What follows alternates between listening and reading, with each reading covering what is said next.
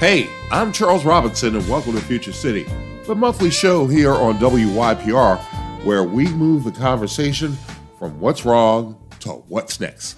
The holiday season brings together family from far and wide. This time of year provides a unique opportunity to learn about family history, unknown relatives, and a chance to clear up fiction from fact. On this show, you'll hear from Rodney Brooks, who is a financial expert. He learned about his family's life in St. Mary's County. His great-great-grandfather owned some 75 acres of land in Maryland's First County. He was also able to learn about his Nigerian family through DNA. Rodney Brooks is a national financial expert. He has written several books on Black wealth. Recently, he was asked to tell the story of his family owning acres of land in St. Mary's County. He was able to learn about his family's enslavement and their journey from Africa. The personal revelations of Rodney Brooks and his family were chronicled in a National Geographic special. They trace his family roots from St. Mary's County, Maryland, to their voyage to the New World. I am delighted to welcome to Future City Rodney Brooks. Rodney Brooks has been a financial expert for a number of years, and I've known him for a long time. At one point, he used to work for USA Today. These days, he writes a lot of books, does a lot of financial help. So, Rodney, first of all, thank you for joining us here on Future City. Thank you for inviting me. Glad to be here. So let's begin about you got a book out. So let's tell the folks about your book. Okay, my book is called Fixing the Racial Wealth Gap. Okay, and it's basically a financial planning guide for Black folks. But it combines, basically you can't fix the wealth gap without dealing with generational wealth. So it's basically financial advice for Black Americans. Let's talk a little bit about you had. I don't know if you call it a revelation, but I think all of us have an insatiable desire to figure out who we are and how did I get to where I am. So talk about that discovery. I'm fortunate in the sense that I've met, when I was younger, I met my grandparents, both of them on my father's side and, my grandfather on my mother's side. But, when you're a kid, you don't think about asking questions about, where did you come from in your history? And, my father died young, and he never really talked about his family's history. So, so I had this, I wanted to know something about family history, especially the Brooks side. And so out of the blue one day, I get a call from a PR person at Wells Fargo, and she says, we have a genealogy expert who can trace your family history. Then we would ask us that you write a story about it. And I said, well, okay. And of course you're going to think, what does Wells Fargo have to do with genealogy? Well, they have an entire department that will do basically ancestry research for their quote high net worth clients. Now, I'm not one of them, so I was basically agreeing to write a story. So like 3 months later, I get on a Zoom call with the Wells Fargo historian and her research assistants, and they come up with documents, and they've traced my family back to the 1870 census, where my great-great-grandfather worked on a farm in St. Mary's County. So I had no idea. I was born in Baltimore. I had no idea of the St. Mary's County connection. So David Brooks and his wife, Mahali, in the 1870 census, and his brother James, which would have been my great-great-uncle, lived on that same plot of land. So they bought 40 acres of land from the former slave owner. Now, I don't know if I wasn't able to determine if they had been slaves or not, but they paid it off and then bought another 35 acres of land. So I'm gonna have to come back to that. That makes them very wealthy during a period of time when there was very few Black landowners in America. It was. And it was amazing to me that they had these 75 acres of land. So, I know it's not in the family now. So my next thing is, so you assume the worst, and that's what I did. I assumed the worst. I assumed that it had been stolen, they had lost it or something. I did some research at the St. Mary's County Historical Society and found out it was indeed in the family until 1958 when it was sold by family members. So the 1870 census is the brick wall when you're looking for your ancestry.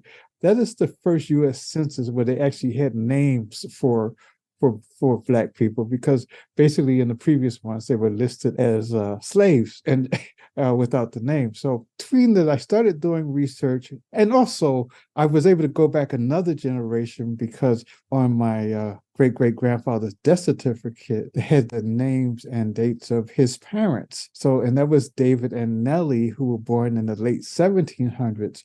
So between the research at St. Mary's County and logging on and doing Ancestry and doing DNA tests with Ancestry.com, I was able to keep going back. And before I knew it, I had gone back to my ninth great-grandfather, who was born in 1650 in Nigeria, who was enslaved in St. Mary's County. So this generations of family who lived in St. Mary's County. Now, one of the reasons I'm able to go back this far is because Charles Butler was his name. He lived to be 90 years old, never saw freedom, but he was a 90-year-old slave. There was an indentured servant by the name of Nell, they called her Irish Nell. She did not want to be married to the slave owner, but she did want to be married to Charles Butler. So Irish Nell married the Black man, even though at that time, if a white woman married a slave, she became a slave and all her children became slaves. So they got married. And there is a fair amount of written material on this couple. There are a number of people in St. Mary's County who grew out of that union. Actually, some of the relatives, some of their descendants actually sued to get out of slavery, and won their freedom. So it's this is like an onion, if you will, Rodney. You keep pulling back a layer, and you get one revelation, then you pull back another, and you get a different kind of revelation. St. Mary's County is in southern Maryland. St. Mary's is where Maryland was founded. In fact, the first settlement in the state of Maryland with the dove and the ark is in St. Mary's County. So you're talking about going back not only in time, but historically to the beginnings of the state of Maryland. Yes, probably because of that rich history, they have an incredible, the St. Mary's County Historical Society is really amazing, the records they have. So I spent hours there looking through and, finding, and between the death certificates and the research, I was able to trace my grandfather's burial site, all Black cemetery in St. Mary's County, that was for years basically forgotten about and overgrown. There are people who are taking care of it now, but a lot of the history was lost there because it wasn't taken care of. Headstones are crumbling, headstones, some of you can't read. So I went out there probably one of the hottest days of the year and this expansive cemetery. And I'm looking, I'm walking around. I never found my grandfather's headstone. I'm gonna make another trip out there with a family member who could do it. But just to know that I was walking on this ground where my great-great-grandfather was buried when he died it was late 18th century when he died. And I know a lot of times you, in researching, you will go to several different sources to confirm some information, because sometimes people will say things you go, no, that doesn't sound plausible. But until you can find definitive information, it's difficult. Did any of that happen? I was able to find a lot of backup at the St. Mary's County Historical Society. not every county or city has the kind of research materials. There are people who come there every week and just sit there and go their records, so they have the census records 1870, and then they basically were able to show me the progression of my family, as the kids grew up, as David and his wife in the 1870 census grew had children and their children. My great grandfather and eventually my grandfather. That's where he met my grandmother. And even with all, as far as I was able to go back, I'm still missing because I was never able to ask my grandfather, my grandmother, why they left St. Mary's County for Baltimore. And you could only assume, we talk about the Great Migration, but this is where their families had served on plantations, and there were opportunities in the cities, and and Baltimore was one of those places where you go. So I knew my history somewhat more in Baltimore, but tracing it back to St. Mary's County there were so many revelations there. You, like I, are historical buffs, so we could see what was happening in society, if you will. And as you saw Black migration out of the Deep South to the Midwest, and folks who lived in Southern Maryland, where life as an enslaved person was not kind, and people were looking for opportunities. I mean, that whole idea, I'm going to pick up everything that I know, leave it behind to seek out a better life. That's a very unique trait, is it not? It is. I know that there are Brooks family members walking around St. Mary's County that I haven't discovered yet, right? I know the descendants from the Baltimore connection, but I have not had time to make the connection because I told you that 75 acres of Brooks farmland, I got the actual contract between my great-great-grandfather and the white landowner, which basically talks about the boundaries of that land. So I know where it is when it was sold in 1958. I know there are relatives that we have never met. And through Ancestry, I've met a number of relatives that I didn't know on my mother's side. This could take me for the rest of my life and then my children. So, but you get this great feeling, though. I mean, just to know. And when I started seeing stuff about Charles Butler, born in 1650 in Nigeria, my mouth fell open. I mean, so now Nigeria is on my bucket list, of course. Well, I want to get out of here on this, Rodney. Now that you have been able to document and find things, is there anything else that you want to know, that you maybe at the beginning of this process, you was like, not that one, but I do want to know about this? Yes, I want to know about the generations in between Charles Butler and David Brooks. Both my great-great-great-grandfather and my great-great-grandfather, both were named David. So between Charles Butler and the David Brookses, there are all of these family members who did things. And, there's so much data, especially with the Mormon Church and Ancestry, that I want to fill in those gaps. And that can take a long time. So I want to just find out as many of these family members as possible. That's Rodney Brooks. He is our guest here on Future City. Tell them about the book and where they can find your material.